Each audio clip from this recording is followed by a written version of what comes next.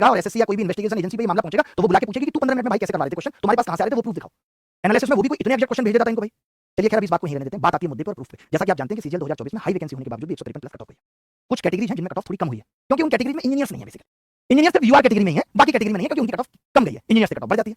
मैं आपको फिर कुछ रोल नंबर्स दिखाता हूं जो लगातार सेलेक्ट है, आप दोबारा देखिए अगर आपको अभी तक नहीं दिखा तो। जैसे आप देखेंगे 87, 88, 89, 90, 91, 92, 93, 1 2 3 4 5 6 7 7 रोल नंबर लगातार सेलेक्ट होना, 7 रोल नंबर लगातार सेलेक्ट होना। क्या प्राइमा फसाई ये नहीं दिखता कि यहाँ पे झोल हुआ है कुछ? कोई भी बेसिक जज साहब भी होंगे ना जिनको एजुकेशन या एसएससी के बारे में नॉलेज नहीं थी, वो भी बता देंगे। लग तो रहा है कि 7 बच्चे लगातार कैसे सेलेक्ट हो सकते हैं।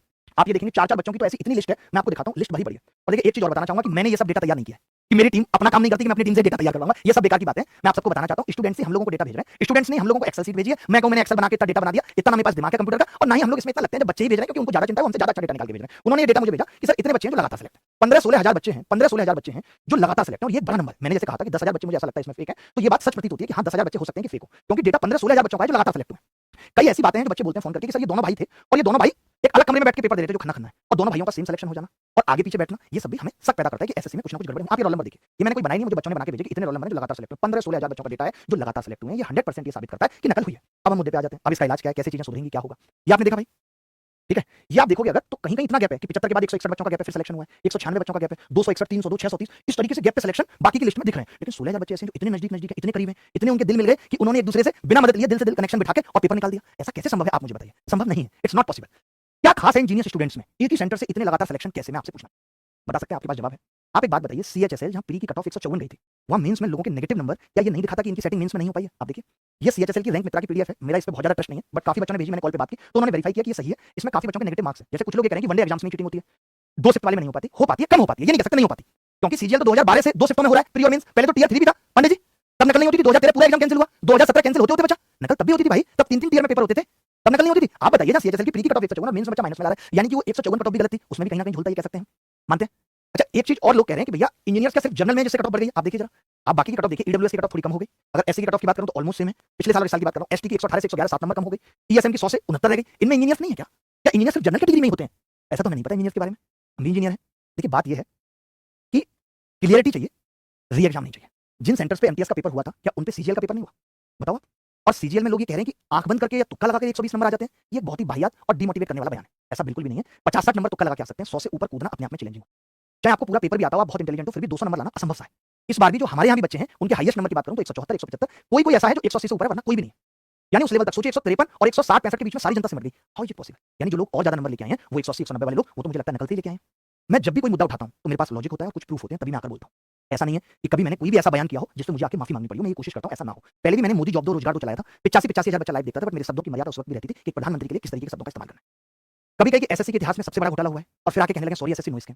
फिर कहीं ये कि डिमांड्स हैं एसएससी और वो भी उसमें ऐसी डिमांड्स दिखा देना कि उसमें मुद्दा ही भटक जाए। आज भी मैं लोगों की वीडियो देख रहा हूं तो इतनी सारी डिमांड्स मुद्दा ही भटक जाए। भाई अभी करंट लड़ाई एसएससी प्री 2024 की हाई कट ऑफ की है, जहां साफ साफ स्कैम दिख रहा है।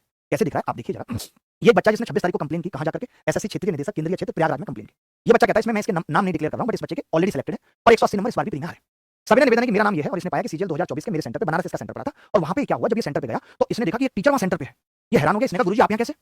और इसने देखा कि वो टीचर बच्चों का पेपर सॉल्व कर रहा है। अब कितने बच्चों का पेपर सॉल्व कर रहा है ये नहीं पता, बट इसने उस टीचर को पकड़ लिया, वो बोला मैं टीचर नहीं हूं। उसने बात को घुमाने की भी कोशिश की, बट इस बच्चे ने जाके कंप्लेन की और डेटा भी निकलवाया। इस बच्चे के इसने डेटा क्या निकलवाया, इसने वहां पे इसका आधार कार्ड निकलवाया, ये कार्ड निकलवाया, तो पता चला कि इसका आधार कार्ड और पैन कार्ड में फोटो सेम है और दोनों में नाम अलग अलग था। एक इसका ओरिजिनल नाम था और एक में जिस बच्चे का पेपर दे रहा था उसका नाम था। यानी शिक्षक भी सोचिए इस चीज में इन्वॉल्व।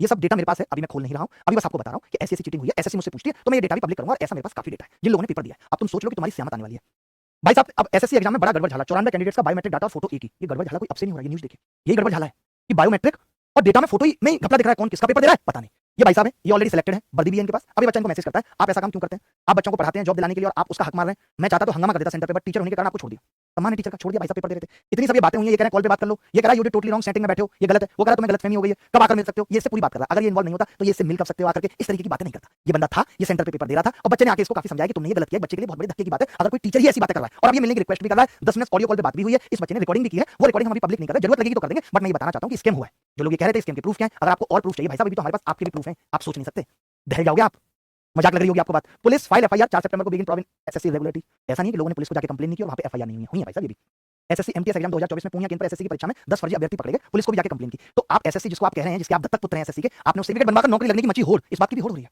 कर्मचारी चयन आयोग बेखबर, हम अभी जांच कर रहे हैं अध्यक्ष, कब इनकी जांच पूरी होगी साहब? कब होगी जांच? तुमसे बदतमीज हो, पेपर तो ठीक समय पे जांचा नहीं जाता, कभी तुम पहले बताओगे मेंस कब लेंगे, फिर आंसर की देके झटका दे दिया, फिर शेड्यूल देके 2025 का, अब नंबर देंगे थोड़े दिन बाद। क्या नौटंकी है कि तुम रिजल्ट एक बार में नहीं दे सकते?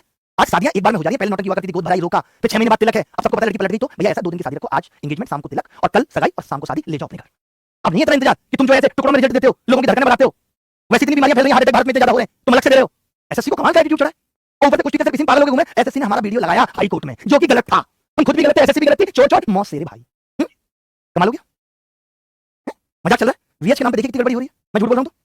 ये देखिए फर्जी प्रमाण पत्र लगाकर ही नौकरी, कोर्ट ने 5 सफाई कर्मियों को बर्दाश्त किया, फर्जी प्रमाण पत्र लोग लगा रहे हैं, तो ये वेरीफाई कौन करेगा भाई? ये तो कमीशन की जिम्मेदारी है ना, चाहे वो यूपीएससी हो चाहे एसएससी हो। हम ये नहीं मान सकते कि कमीशन की जिम्मेदारी नहीं है, ये कमीशन की जिम्मेदारी है कि वो इन चलवा रहा हूं, कुछ नहीं कर रहा हूं। मैं चाह रहा हूं कि बच्चों के साथ अन्याय ना हो, मैंने बच्चों का दर्द देखा है, पर्सनली बात की है, लोग दुखी हैं, परेशान है और तब से देख रहा हूं, ठीक है?